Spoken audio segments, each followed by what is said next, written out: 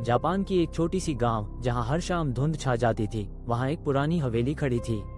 ये हवेली कई सालों से वीरान थी, लेकिन गांव वाले इसे कुरोई हन्य के नाम से जानते थे। कहा जाता था कि हवेली में एक आत्मा बसी हुई है जो रात के समय बाहर निकलती है। गांव के बच्चे अक्सर हवेली के पास जाने की हिम्मत नहीं करते थे, लेकिन एक दिन एक युवा लड़का जिसका नाम ताकाशी था ने अपने दोस्तों को चुनौती दी कि वह हवेली के अंदर जाएगा। उसकी हिम्मत और जिज्ञासा ने उसे इस खतरनाक यात्रा के लिए प्रेरित किया। ताकाशी ने रात के अंधेरे में हवेली की ओर कदम बढ़ाए। हवेली का दरवाजा धीरे धीरे खुला, जैसे कि किसी ने उसे आमंत्रित किया हो। अंदर का माहौल बेहद डरावना था। दीवारों पर पुरानी तस्वीरें लटकी हुई थीं, जिनमें से कुछ की आंखें जैसे उसे घूर रही थीं। एक ठंडी हवा ने उसके चेहरे को छू लिया और वो थोड़ी झिझका। जैसे ही वो अंदर गया, उसने सुनी थी एक अजीब सी आवाज। ताकाशी, यह आवाज कहीं से आई थी, लेकिन वो समझ नहीं पाया कि यह आवाज किसकी थी।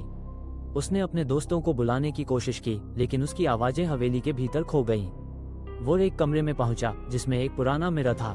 मिरर में उसकी छवि थी, लेकिन अचानक वो छवि बदल गई। उसमें एक महिला की आकृति दिखाई दी जो सफेद साड़ी में थी और उसके चेहरे पर एक डरावनी मुस्कान थी। ताकाशी, तुम यहाँ क्यों आए हो? उसने कहा। ताकाशी डर के मारे पीछे हट गया, लेकिन उस महिला ने उसे रोक लिया।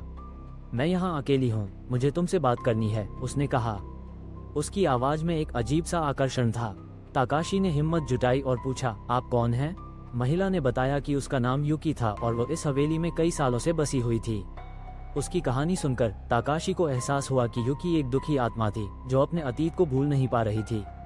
युकी ने बताया कि उसे अपने परिवार के साथ एक भयानक घटना का सामना करना पड़ा था, जिसके कारण वो इस दुनिया से चली गई।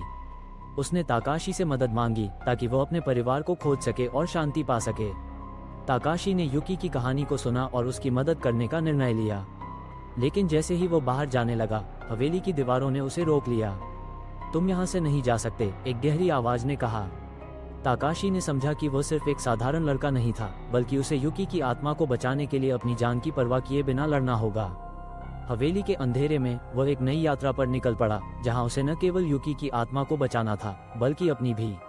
वह जानता था कि अगर वह हार गया तो वह भी हवेली का हिस्सा बन जाएगा और उसकी कहानी भी कभी खत्म नहीं होगी।